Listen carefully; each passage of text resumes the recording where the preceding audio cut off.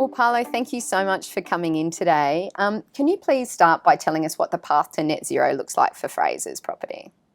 Yeah, sure. It's been a path that we've kind of been on for a little while. You know, it's not completely new to us, although we've done some new things, we've learned some new things. But I guess if I look at where we came from, you know, the usual things that we were doing, energy efficiency, renewables, we had done for some time. We'd trialled some interesting technologies, you know, geothermal, etc.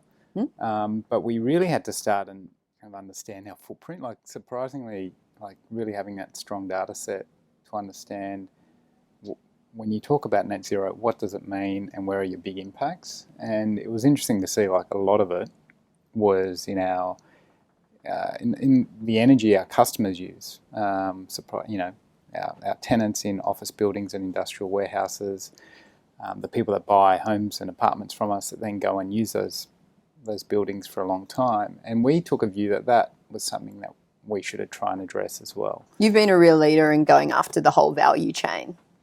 Yeah, and that's pretty challenging, right? Because you don't control all of it, you know. Yeah. Yeah, so we're giving it a good shot. I mean, some of the things we tried to do in that space, you know, we've just produced a measurement tool for residential that will allow customers to look at offsetting at the time of purchase.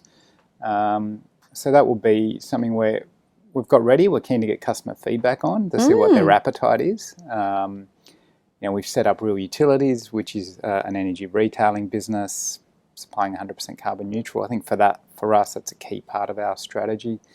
You know, the Burwell Brickworks site, Living Building Challenge, we're aiming for, going through the process now, but so many learnings that we'll get out of that that we hope to apply on other sites. And then, you know, trials, I'd call them at the moment. You know, well, geothermal maybe is not a trial, but passive house, we're just scaling. They're kind of how we scale these things. Yeah, exactly. So a lot more for us to learn, but we've got some really strong foundations in place, and we know where the big impacts are for us, which is important. Yeah. So what's exciting for you for the future of Frasers Property in a low carbon world?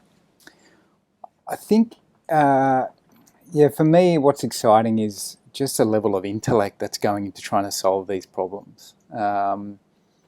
You know, 15 years ago, it was you, me, a piece of paper. Yeah, right. Like, what are we doing here? Now it's amazing. You know, all players in the market are really trying to come up with solutions, whether they're digital technology, whether they're policy based. You know, like the AEMC last week releasing a wholesale demand response mechanism without getting technical, like that could be really interesting, right? Some of the game changers that we've been waiting for in the changing supply and demand in those spaces are fascinating, right? Yeah, really fascinating. And I think what it will allow is some really interesting solutions to emerge, you know, and that's what excites me, what those solutions are, because we don't know them all yet. But they're going to be pretty exciting, I think, and really benefit, obviously, us as an organisation, our customers, and obviously the environment.